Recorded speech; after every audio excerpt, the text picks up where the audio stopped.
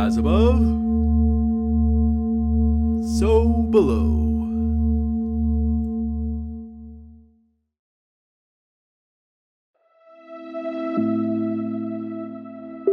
Welcome to Connecting with Coincidence. I am your host, Bernard Beitman, MD. I'm a psychiatrist, and I study meaningful coincidences, otherwise known as synchronicity, serendipity, seriality, and simultaneity. I invite you to come to the Coincidence Cafe, which takes place on the third Saturday of each month from 11 a.m. to 12:30 p.m. Eastern Time.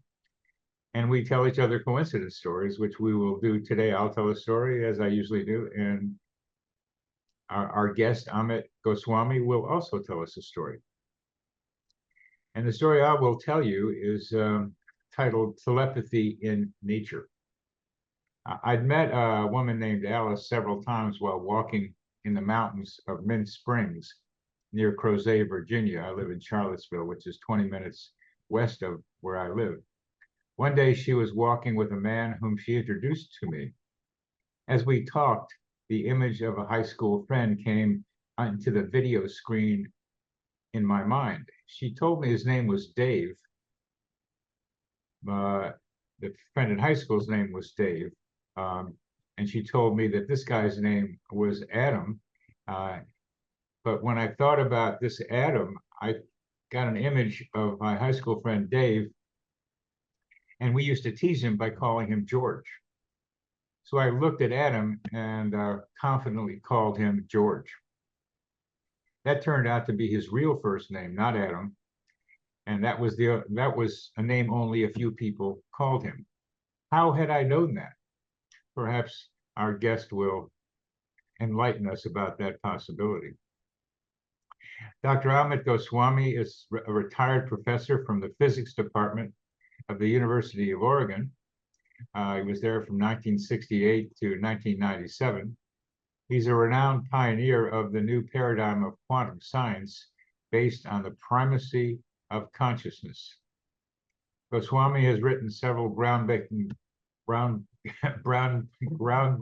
popular books based on research on quantum science and consciousness, among them The Self-Aware Universe, and the most recent of his books, this one, Quantum Integrative Medicine. Now, integrative medicine is a popular thing these days. My friend Andrew Weil is one of the people that have helped that movement to take place.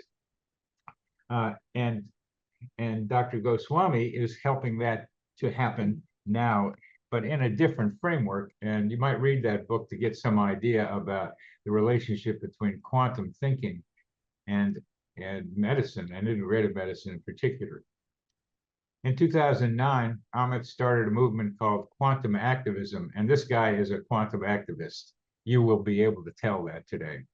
Now gaining ground in North and South America, Europe, and India. He just didn't mention Australia and Antarctica. Well, the penguins are probably not interested. It's a worldwide movement. In 2019, he and his collaborators established the Quantum Activism Vishwalayam, acting as Department of Quantum Science at the University of Technology in Jaipur, India, and developed a master's degree and a PhD program in quantum science of health, prosperity, and happiness. As you might see today, happiness is very good for your health. And that's a major part of his new book on quantum medicine. Amit was featured in the movie, a great movie, What the Bleep Do We Know? And the documentaries, the Dalai Lama Renaissance and the Quantum Activist, which is what he is. Amit is a spiritual practitioner and calls himself a quantum activist in search of wholeness. Amit, welcome to the program. Thank you, Bernard. Glad to be here.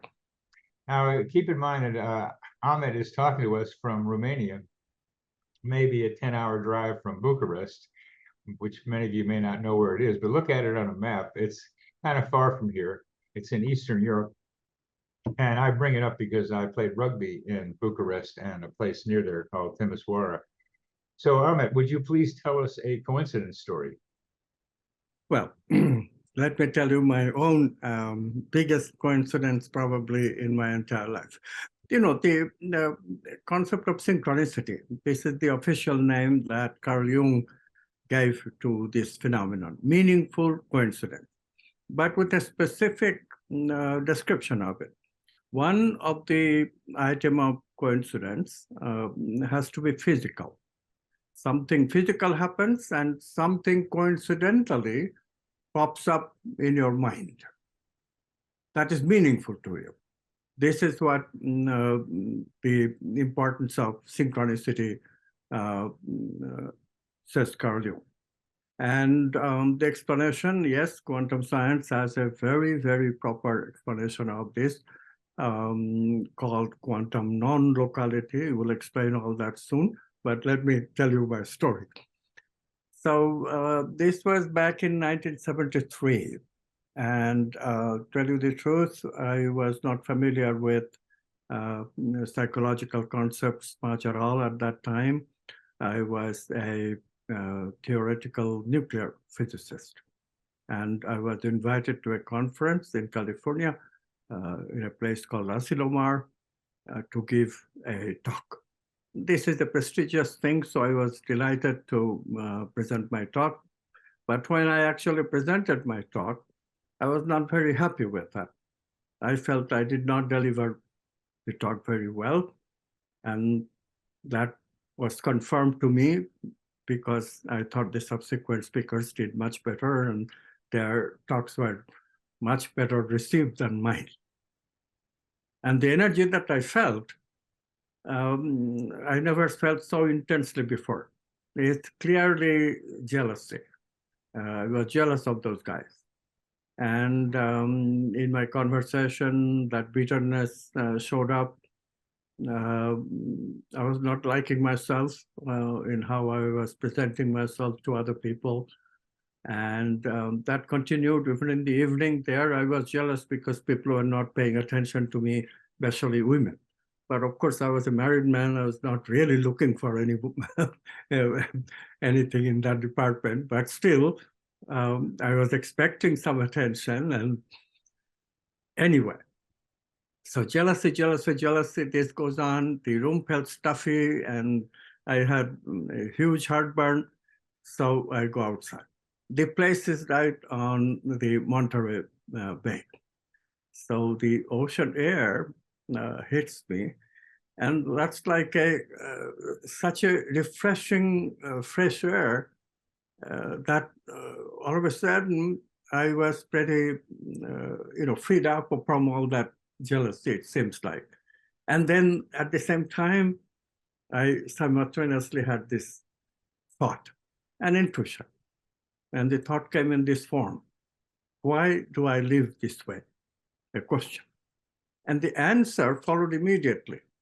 Answer was, I don't have to.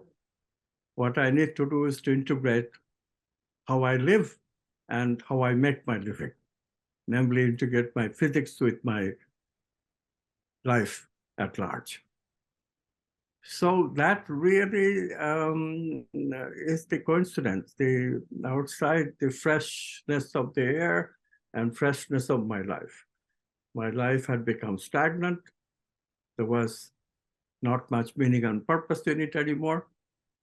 And I had to look for integrating what I did, which was really detailed questions of physics that has no relevance to real life.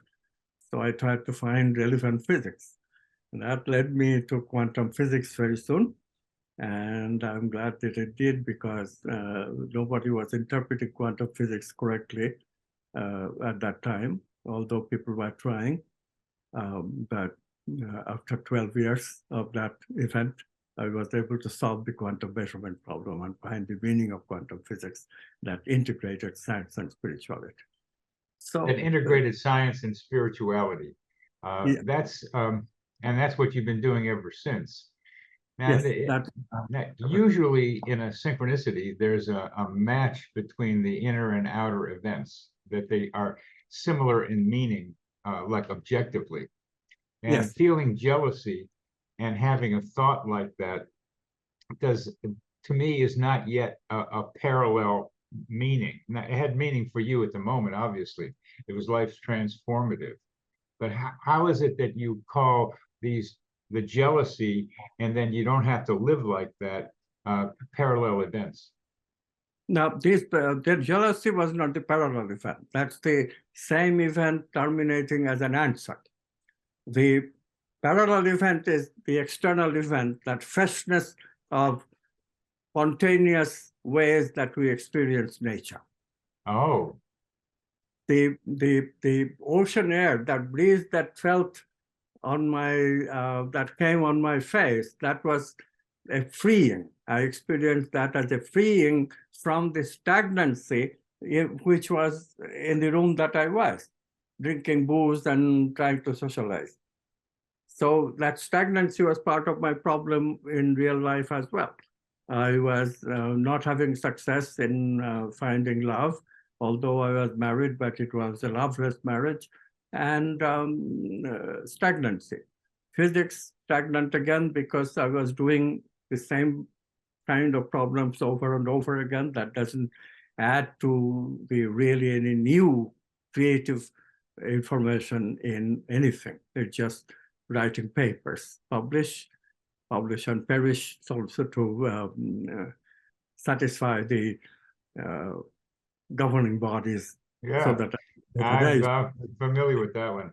The stagnant, both professionally and in your personal life, Yes. meets a fresh ocean air, and this is near Big Sur, in case anybody wants to know about that, about where this takes place, which is a transformative area anyway. When you go, a lot of stuff happens down there in California. I say down there because I was in San Francisco for a while, and here it's still stagnant versus meets freshness. Does not appear to be the kind of parallel that Jung would talk about with the Yeah, because the freshness was the problem of the stagnancy that quantum physics was in. There were many, many solutions, but the solutions were all leading to not the revolutionary solution that people were expecting initially.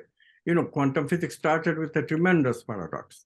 The paradox was wave-particle duality. How can the same object, quantum object, be both a wave which spreads out and a particle which is always localized in a place? It just cannot be.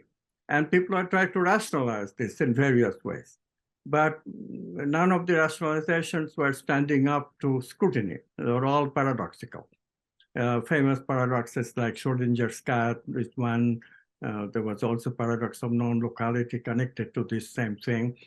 So, and measurement paradox is the ultimate paradox. How the measurement of the wave leads to a particle.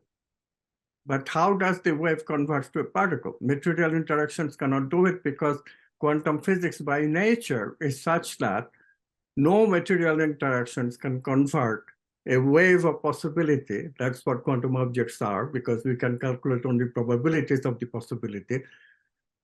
No material interaction can convert them from possibility into actual events, particle that we see. So this was the paradox. It's hot, if not material, you know, everybody thought that everything that there is material at that time. You know, And I'm talking and about what you 1980. and what you experienced on the beach near Asilomar at Monterey Bay was a paradox. It was a polarity where you had stagnancy and you had freshness. And is that what you're saying? Is with the now? So that's a beautiful thing. Now that I understand it, it's such a wonderful illustration of your life's work since then, is to be able to resolve the paradoxes that are part of quantum physics and get us out of the materialistic perspective and be able to see that polarities are contained within one thing. Yin and yang is a way that a lot of people think about it. You can explain such polarities if you start with the oneness that we call consciousness. Then these polarities start making sense. But otherwise, these polarities, there are so many of them, including like good, evil, truth, lie, this kind of polarity plus wave particle polarity, male-female polarity, all these polarities are contained in our consciousness. This polarity is the way that we see things. This is the way things are made so that we can make sense of them by comparing opposites. By comparing opposites and from a material point of view.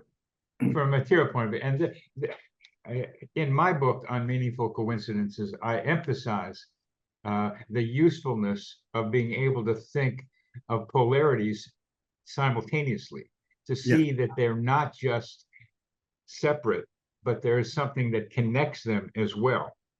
And that's hard for human beings to do. And what you have just done for me, and I hope our viewers and listeners, is be able to say that one way to think about a synchronicity is that you get a pair of opposites to make up the coincidence. Because I haven't really heard anybody present one like this, but why not get a quantum physicist to give me a new idea about synchronicity? Why not? You're doing it. Well, this is one way to think about it, but there are other ways, of course. I mean, the main thing is that there is no explanation of such events to occur unless there is a common ground for both. And the common ground presupposes existence of a domain of reality that psychologists know about. They call it unconscious, but physicists did not know. Physicists did not admit. Physicists refused to admit that there is anything outside of space and time. So this domain, quantum physics is hinting at from the beginning. The waves are waves in a domain of reality that is outside of space and time. They become particles in the domain that we call space and time, in the domain that we call manifest. So what psychologists call unconscious is the unmanifest of quantum physics, domain of potentiality. So all these things are opposites: unconscious, conscious, self-object. These are things that we have not been able to understand with materialist science. Only objects. There is no subject looking at object. The eye of consciousness is denied in materialism. So this is the reason that I was being presented such polarities to dig it in me that, look, we got to deal with it. Something that can contain opposites, like subject-object, like two opposites that make up a synchronous event. This is the kind of thing that will solve the quantum measurement problem.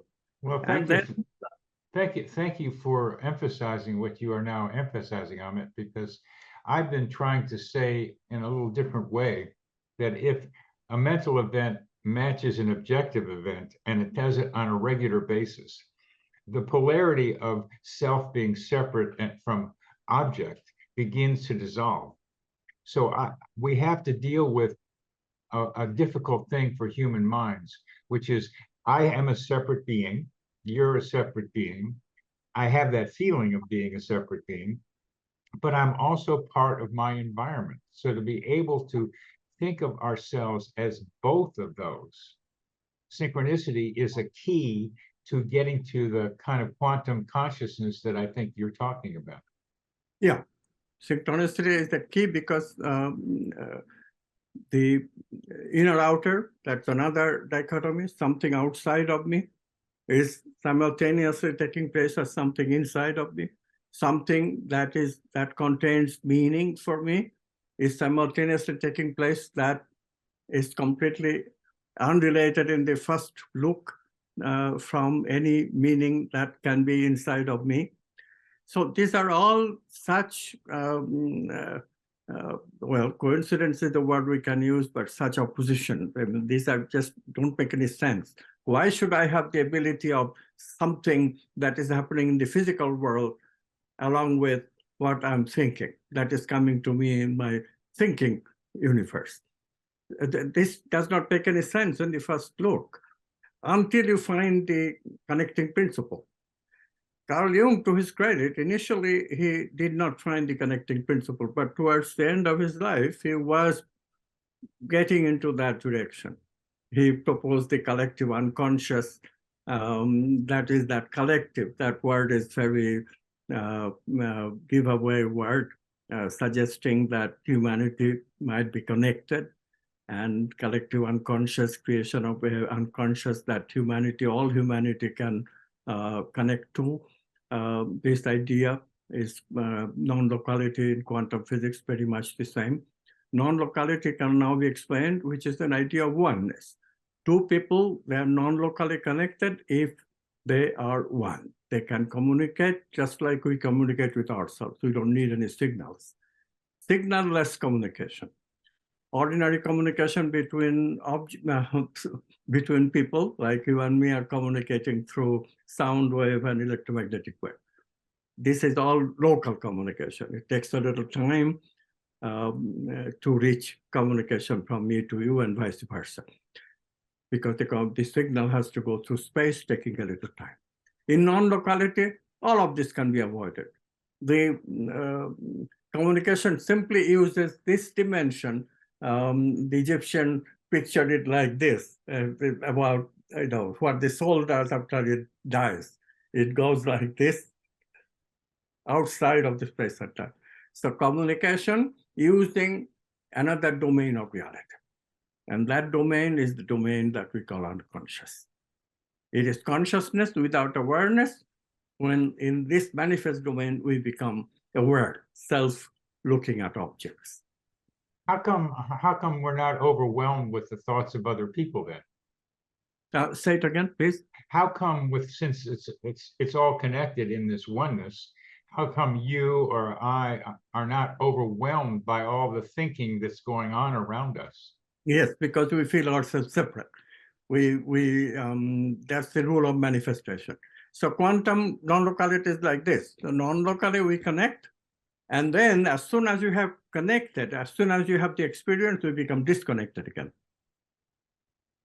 So this connection is, so long as we are communicating via the unconscious, that connection is there. As soon as you become conscious of the communication, the connection breaks.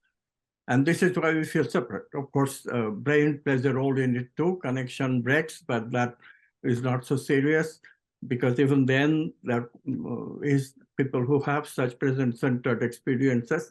I myself had such a thing a few times. Then you do feel connected. Could you tell us about one of those examples? Could you tell us one of those examples that you've had?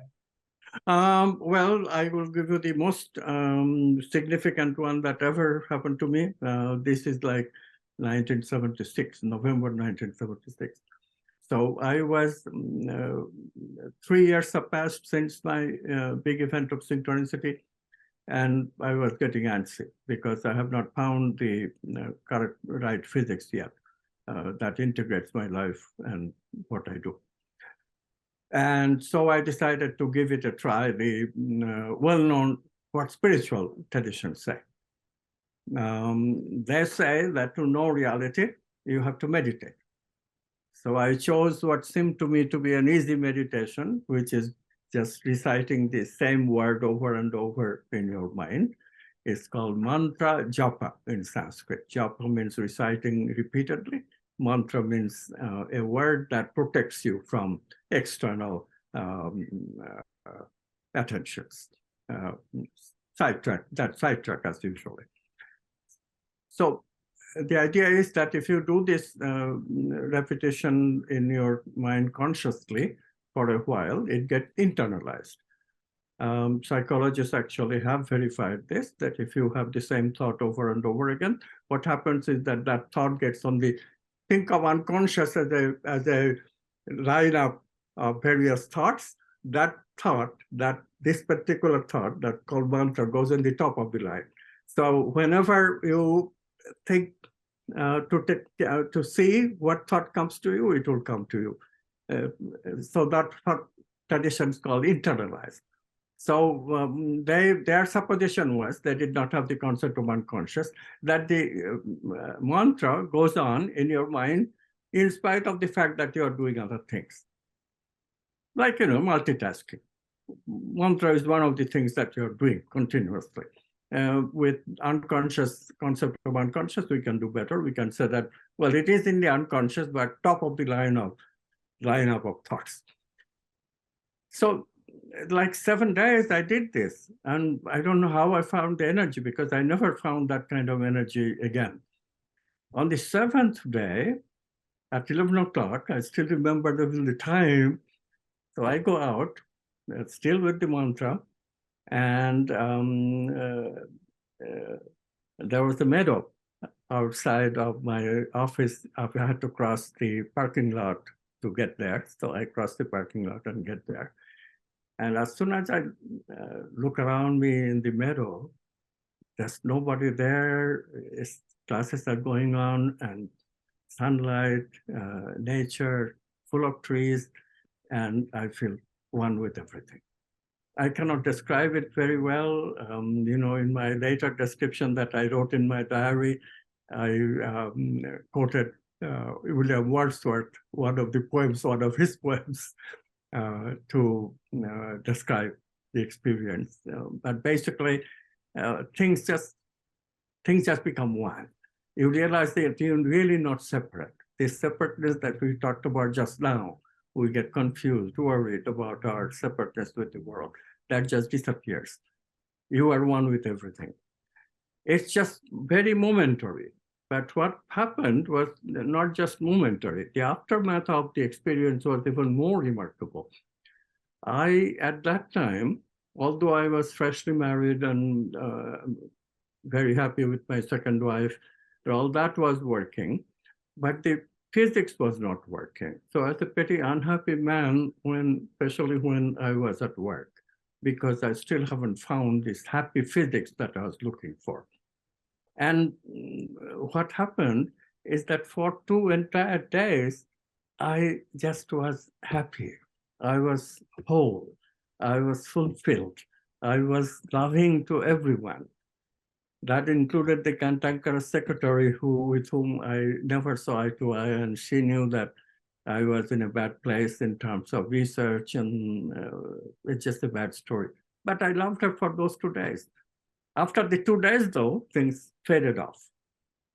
But that experience of wholeness came back to me after many years of the work I do. It did come back to me. It did come back to me in the form of an ability that usually traditions call unconditional love, the ability to love everyone, to accumulate the possibility of loving everyone. And this has been very valuable to me ever since. I can talk about political opponents, but not with hate for them. Personally, no grudge, no complaint. It's their policies that I dislike, but I can love them. If the situation arose that they came into my life, I would have no problem in loving them. So that kind of feeling is a kind of wholeness that is the opposite of my you. That separateness that we feel, that separateness become a wholeness instead. I can respect you for being separate, but all the time knowing that you are also one with me.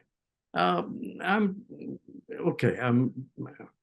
glorifying it a little bit more than I probably should, because scientifically all I could say is that people in my experience, obviously I'm capable of loving everyone and do love everyone. But of course, I don't know outside of my experience what would actually happen if I met Putin face to face. I have no idea. Yeah, that's a problem. A lot of people I know are sending negative energy at Putin and hoping that something negative happens to him. Exactly. There is evil in the world, and he is a good example of that. But we have that in the United States to a lesser degree. So what do you do about evil? We might talk about that, but it's part of the polarity of this existence is to have the good and the evil. And my idea is that you keep making the evil less evil as you make the good more good. That's a hope I have, that this polarity stays with the same distance between them, but I don't really know. The quantum idea is a little bit different. You don't really change the manifest so much. We don't need to. But the polarity disappears if you are looking at it as necessary from the transcendent point of view. In other words, you necessarily of course, do not never support the evil deed. But the person who is perpetrating that evil deed has potentiality, which is good. From the domain of potentiality, you can see that. But only when you allow yourself to be in unconscious, non-local connection with the person. And therefore, no personal hate. And yet, there is, of course, complete non-approval of the actions, evil actions are. This can be very confusing because, ordinary tendency is to identify the doer and the deed. But the capacity of seeing the potentiality is what transcends good and evil. Well, that's separate the doer from the deed. That's a great phrase, which I hope you've used before. I imagine you have. And that's, again, to create a polarity that exists, but we don't see. And Right. by creating the polarity, we then, almost like you on the ocean, become see the whole thing as part of the same thing. And that's the wholeness. They said the thing. I mean, in my going back to my synchronicity experience, what I saw is my future. But at that time, it was far from reality.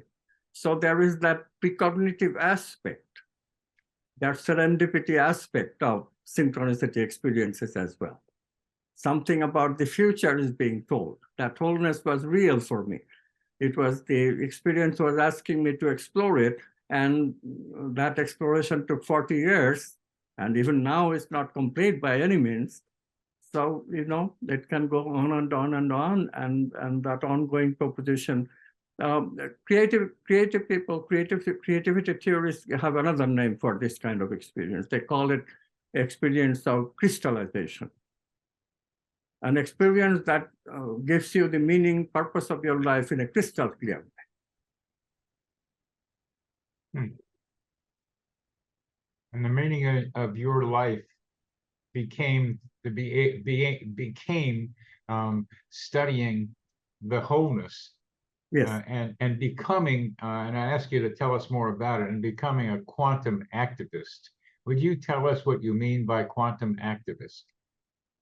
Okay, again, ordinary activism, let's begin with that and how that separates. What we do is we impose a whole bunch of changes that we want to see, but we want to see it in others. We are too lazy to follow up and change ourselves. So ordinary activists is usually tend to be a little bit of what we call perfectionist, which is a personality characteristic. They want to see the world perfect. That part is good, but they impose it on others. They never impose it on themselves. And this is the failure of activism. When we look at politics today, every political person is an activist, but always changing others, finding fault with others, blaming others, but never themselves. This hypocrisy is the problem. So quantum activism, from the get-go, let's go of this subject-object kind of split. If you want to change the world, you also have to change yourself. So changing the world at the same time, changing yourself is quantum activism. Now, I think that's so important, and I'll say it in my terms, but I think it's similar to what you just said, that I am bothered by the other end of that, where people are only focusing on themselves and their own spiritual development and not paying attention to doing something about the way the world is. And exactly. the term spiritual bypassing has been used to describe people who are absorbed like that. So what do you think of the opposite of the activists changing the world and not changing themselves versus the only changing yourself and not trying to do something about the way the world is? Yeah, so there is also that. People who are ordinary activists that try to change the world without changing themselves. And then there are zealous spiritual people who try to change themselves but not bother about the world. Both are extremes. What we need to do instead, we have to see the wholeness. We have to reach wholeness in all this, which is that I changing without the world changing is not meaningful because I'm not really separate from the world. That wholeness has to be seen. And similarly, changing the world without changing me is not meaningful either, because again, we are not seeing the wholeness.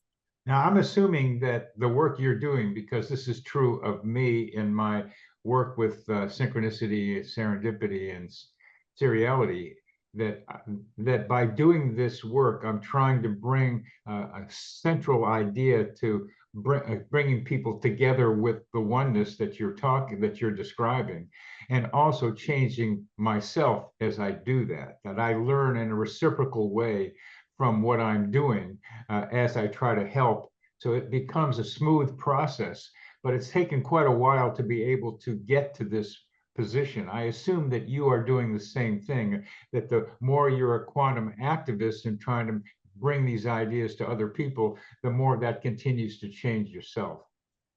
Yeah, absolutely. The thing is that, all the things that I do, changing myself becomes an essential part of it.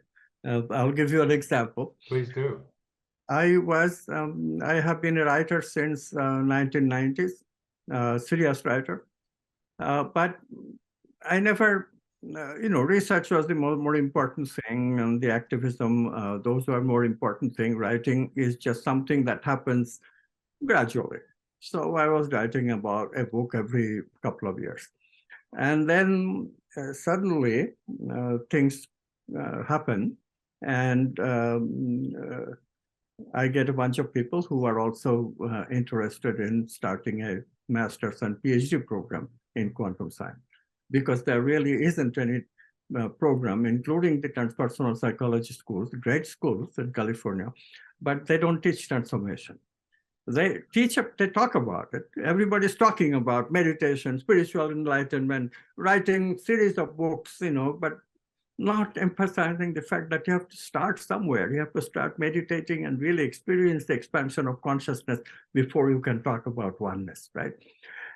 So that struck me really a huge contradiction, huge missing gap between what the students learn, a lot of theory, but no experience at all what it means. And so we started this program, PhD program. We found a university in India that surprisingly took a chance on us, and we became part of their program in the fact that now we have an affiliated university, so that students don't have to worry about the validity of their degree. So all that was done, but the problem was that I had only those 10 books that I have published, taking my time in the time that I had, like 30 years. 10 books are not enough for an entire curriculum. So we started writing books. But we figured out the courses were going to 22 books are needed. So wow. So guess what happened next, though? It's amazing that I just became busy to write. Of course, Valentina came about, my co-author, and she helps a lot. And also a few others, students come along. Now they are helping a lot. But still, the rate of writing in the next 5 years, we published 5 books and 5 manuscripts are ready. So 10 books did happen in a rather quick time. Where did that come from? I mean, this is the kind of thing which also I would describe as a synchronicity. I would too. And only recently I've become more aware of having a need, and it comes to me. And that's just what you're talking about. You had a need for 10 books, yes, and people arrived somehow for that to happen. And my fun in this, because I've had needs with the Coincidence Project, which I started recently, various needs, and pop, there it was. And it came out of the blue. And I asked people how that happened, but it came when I needed it. How do you explain your getting the people that you needed when you needed them? Exactly. The whole creation of the universe, let me tell you that story. It is also a big synchronicity. So I was invited to give a talk in India, a spiritual organizations. And so again, I give my talk and people are impressed. And the head of the ashram, that's what it was. The ashram had a spiritual head. So he invited me with his administration, about 12 people. We are sitting and we are talking.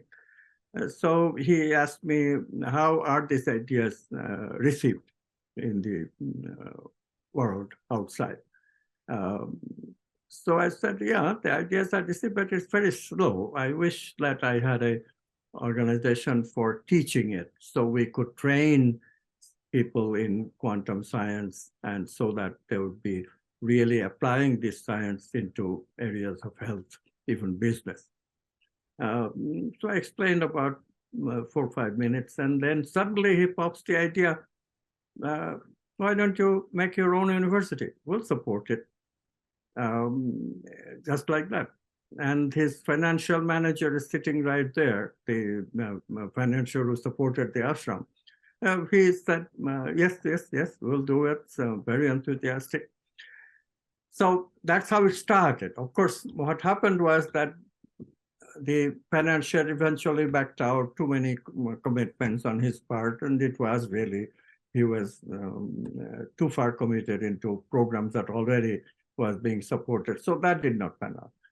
But eventually that did lead to the university. Another person came about, and we started it with him, and eventually this program started more or less taking care of itself. Well, that's what I'm asking you about, this taking care of itself. It has something to do, again, with the unity you're describing, but also has something to do with you and the people around you. The way I experience it is I have an openness that's a need. And my heart is open. This is a good thing, I think, that I'm doing here. And then something about that feeling of need, not even asking what people call the universe, just having the feeling of the need, seemed to have people just emailing me saying, I can fulfill your need, even though I don't know I'm doing that. How does that happen? I have a friend named Gioacchino Pagliaro in Italy. He has written a book called, on the subject of creative intentionality. Intentionality is basic to quantum physics. So I had that idea. He added the phrase creative intentionality, and I like it. The idea of creative intentionality, we're already using it in our teachings. The idea is to be in tune with the movement of consciousness. If we look at biological evolution, evolution is not strictly speaking Darwinian. Darwinism is there, but there are also quantum leaps and purposive. Quantum leaps, yes, sir. And all that. So when we look at it, we clearly see that consciousness is evolving with a purpose. The purpose is to bring what we are talking about. Heaven on earth is the way they shut down, put it. Building heaven on earth, embodiment of good, embodiment of love, embodiment of truth. When that happens, then we can say that we truly have heaven on earth. So if that is what we are doing, then the idea of synchronicity, purpose of synchronicity, serendipity, all these things are really to help with that. So how can we have more synchronicity in our life, more serendipity in our actions? By tuning ourselves to the movement of consciousness. And what is the movement of consciousness? What do you mean by that? That's the purpose, that heaven on earth, building. Well, I appreciate your quoting Teilhard de Chardin, because I use a concept of his that I call now the psychosphere, which is the same idea, similar idea to the noosphere that he came up with. And I recently had an astrological reading for the Coincidence Project, and the basic line from the reading was that we're trying to bring heaven to earth. So I'm glad that you tell me Teilhard said the same thing, because I'm not only I have not found another phrase which describes the essence of what we are doing, essence of the movement of evolutionary movement of consciousness better than just 3 words. Have beginning 4 words, heaven to earth. Well, you, Amazing. well, we're doing the same thing, and what I like to call it a playground, just because I like to have fun, and as part of this is defining what we mean by heaven, because heaven has a lot of different meanings. So, what is this heaven that we have on earth? How do you conceptualize that? Well, I always tell the distinction of heaven and hell is the best way to understand it. And for this, I have a great Thai story. In Thailand, they have a simple way of distinguishing it. Both heaven and hell have this huge banquet, and people are served a huge, wonderful dinner.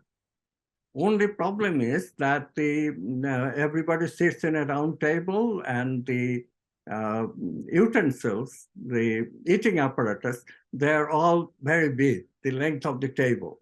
Like you have a big fork like this, big spoon like this, big knife like this. So how do we eat with that?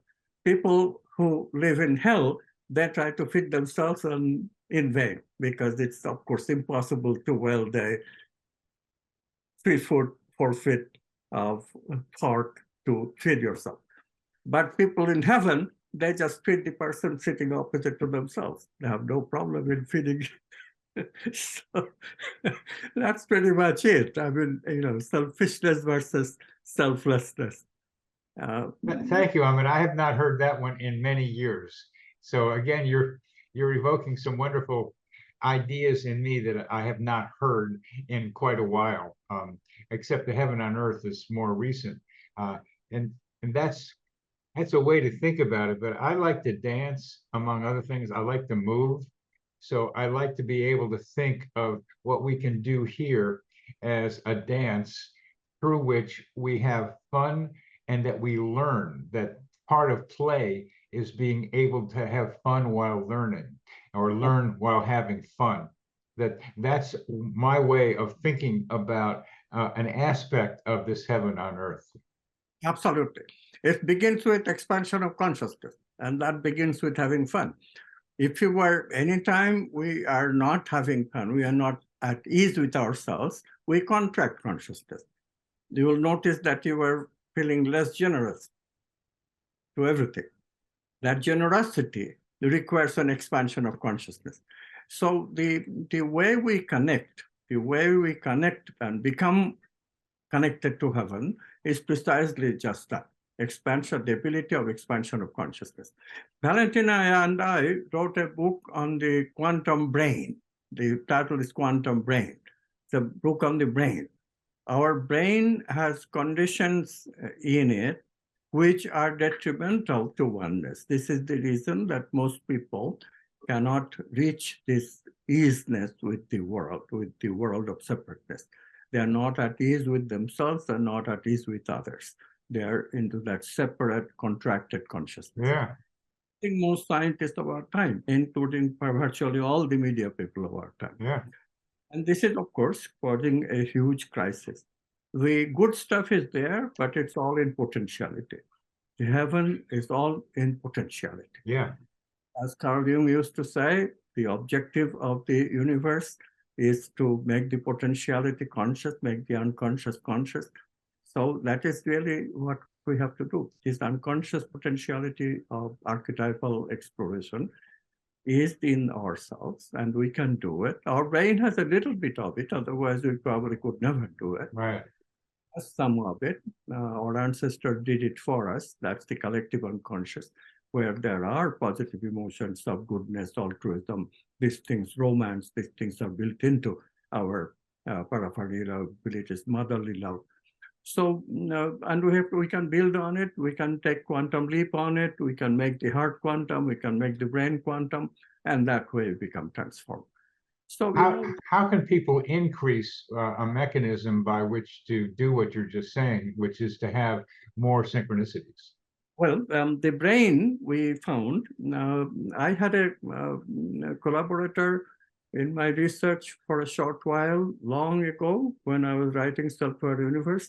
I met a neurophysiologist in Mexico, Jacobo Greenberg.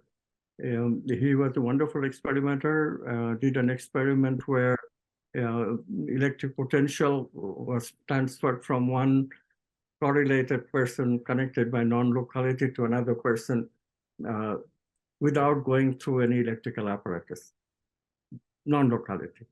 Wonderful experiment. So this same guy and I worked together for a while. And at that time we theorized that there is in the brain, there is a P-conscious. There is the ego. There is also the present-centered quantum self-experience of oneness. But reflection in the mirror of memory, memory produces additional separateness, and that is what we call ego.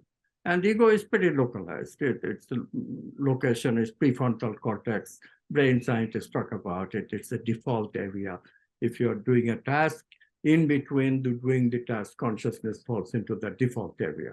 That's where the ego is. So, but of course, how does one get into the quantum self, that present-centered self that is also present in potentiality in all of us, but we don't experience it. In between is half a second of processing time. This also neuroscientists have measured. Reflection in the mirror of memory takes half a second. But one can meditate and enter this pre-conscious. This pre-conscious does all kinds of editing to us. It introduces lies, subjectivity, adjusting things to what you want to see rather than reality. All these kinds of things, we call it reconstructive memory, is due to editing that happens because of this pre-conscious part in the brain. But if you enter it through meditation, then that pre-conscious domain reduces and reduces, becomes smaller and smaller. In other words, the quantum self-experience is not as rarefied in pre-conscious versus in our fully ego-conscious. And that is the trick. This is why meditation is so important. This is why over the ages, so many people have glorified practice of meditation. What they didn't know, that meditation, practice of meditation with the objective of an archetypal exploration produces also quantum leaps. They did not have the concept of quantum leaps, so nobody talks about it except Zen tradition. They talk about sudden enlightenment. That suddenness is the key to quantum leaping. So, in this way, one can do it in a fairly simple conceptual schema. The practices take time. Motivation is very important, and today, world motivation is very difficult to organize because it is a difficult world.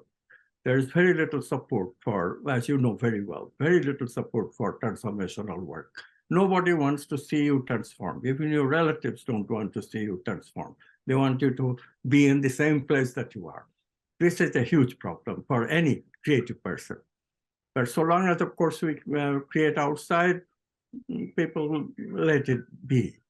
But if you try to change yourself through your creativity, then it's a no-no for almost even your family. So in that environment, it is hard. What surprised us when we founded this university is that from the get-go, we were getting students. In retrospect, I am amazed that we had graduated already 4 batches of master's students. I mean, they're just simply amazing that how we are actually making a dent in the world of this question of heaven and earth, because every one of these students are more aware than they were when they entered the program. And that's because they are experiencing that it's not just theoretical, it's direct experience. And I'm imagining that you have a lot of people meditating as part of your master's and PhD program. Yes, yes. I wonder, are you including any measurements of their increases in synchronicity? Because what you're describing is when they come in, the difference between when they come out and the frequency of synchronicity is going to be pretty dramatic. That's one of the criteria they use of transformation. There is more synchronicity in your life. I have a valid and reliable measurement for meaningful coincidences that might be helpful as part of the measurement, unless you've got one yourself. Yeah. I mean, we also are thinking of actually measuring things like vital energies in your heart and stuff, which we can do today. Biophoton emission, it's called. Yeah. So that kind of thing. But Kalyana photography is another way. So we can do those, but the simplest measurement, is actually increase of synchronous events. Another one is how long it takes you to come out of a negative emotional experience. Good. It actually reduces as one becomes more and more transformed. The time for coming out of a negative episode reduces drastically. Those are wonderful measures. We're coming near the end of our time, and I want to ask you about something that's been very intriguing to me. First of all, I need to have references to establishing that we each have a bioelectric field, that is measurable. And Kirlian photography is one way to do it. And I know a guy who takes good photographs of auras, as other people might call them. And I want evidence for that, but I'm also interested in interpersonal energy. And I have not seen any data that says that it can be measured, because even in a Zoom call like this, there's energy between you and me, and I can pick it up, and you probably can pick it up as well. So I would like to be able to have a measurement of the flux of that interpersonal energy, because I'm a psychotherapist. I've been able to experience that between people. I feel it on the dance floor. Dancers know this interpersonal energy exists. What kinds of measurement scientific data do you have for measuring interpersonal energy? We have a very simple technique that people can use to get an immediate measurement, which is that if you rub your palm and then if you split them up a little, you can easily feel tingles. And these tingles are not nerve signals. How do you know that? Because they're not in the direction of the brain necessarily. They have different directions at different places. In fact, some of these tingles seem to go from one palm to the other palm. So much so that if somebody else put their palm inside my activated palms, they will be able to feel the tingle. So this is the best way of seeing immediately that a person has reach the preconscious state in the brain, because then there would be much more easy to create vital energy at the palms. That's the third time today that you have mirrored something of mine, Amit, that I've never seen anybody do what you just did. I've never seen it. Holding hand separate like this, I could see strings of energy between my fingers, kind of like cat's cradle with strings around each one of them. And and I could separate them, and the strings would stretch, and I could bring them together, and they'd come together, and they were a color of green and gold. Their colors were green and gold. So I was doing this, kind of watching this color, these threads of energy between my fingers, and somebody came along, just as you said, and put her hand between my fingers, just like that. And it was like watching a prow of the boat go through waves, and it separated the energy in a way that a boat would separate energy of waves going through those waves. So you have just mirrored me in one of my early electromagnetic experiences, and I thank you very much for that mirror. Yes. The whole scene of how this unfolding, quantum science is unfolding, is remarkable. I mean, we literally, when we started back in 1970s, late 70s, we had absolutely no idea of what the connection of spirituality and science would be, except for there being parallels. There was a book out by Fitch of Copper, Tao of Physics, I did read it. It did inspire me because it showed parallel. But to me, parallels were not interesting. Who cares? But what was interesting is that, is this real?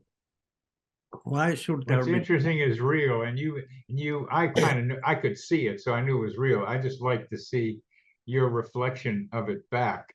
It just reminds me, and it tells me that you and I have had a nice connection today. I certainly feel it, and I like being able to talk with you.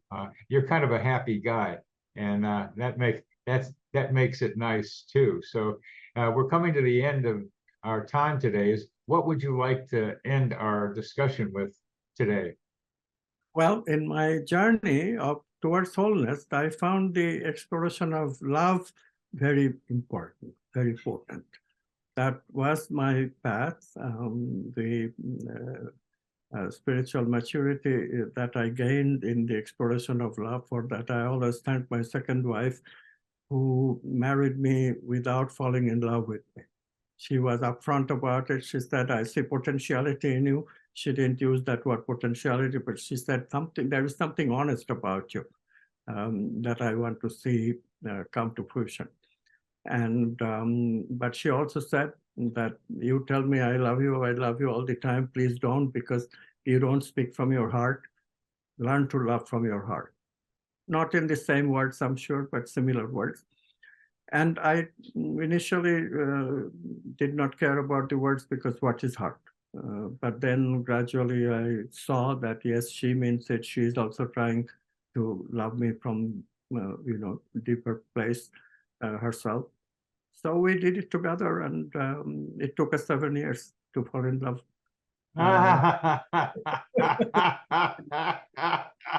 Excuse me for saying this, but I love that story.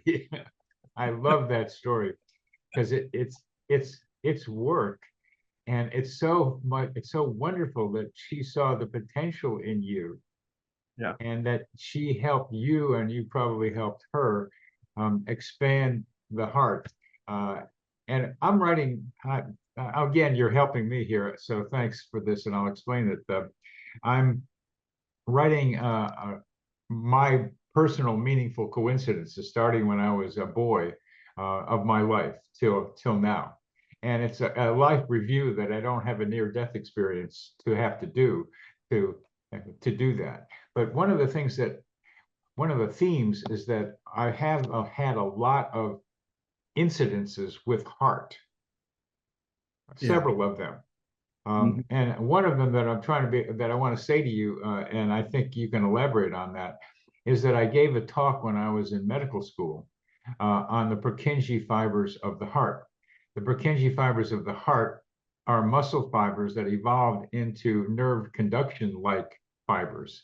And these Purkinje fibers that used to be heart muscle are now muscle that form a previous muscle that conducts electrical activity from the atria to the ventricles to keep our hearts rhythmic in their contraction. So one of the things in your book, again, this one, quantum integrative medicine, is the primacy of heart and the primacy of love, and that there is a brain in the heart, is what you say in that book. And yes, that made me put together this talk I gave as a medical student with the Purkinje fibers, as actually there are nerve-like fibers in the brain that don't get much recognition. And I want to bring recognition to these Purkinje fibers in the heart as a way of supplementing what you've written in your quantum integrative medicine book. Great. So I thank you very much for the opportunity. Shall I give you my website so people can look up? Please do. Please do. AmitGoswami.org. AmitGoswami.org. And we will put that in the bio underneath our talk on the video as well as the audio, so they'll be able to see it there too. But Amit Goswami, Yeah. That's an easy one, and lots of books, and a great guy to meet. So, ladies and gentlemen, on your behalf, I thank Amit for joining us today, and it was a great time to talk with you. This psychosphere is our mental atmosphere, like a hologram of cosmic consciousness.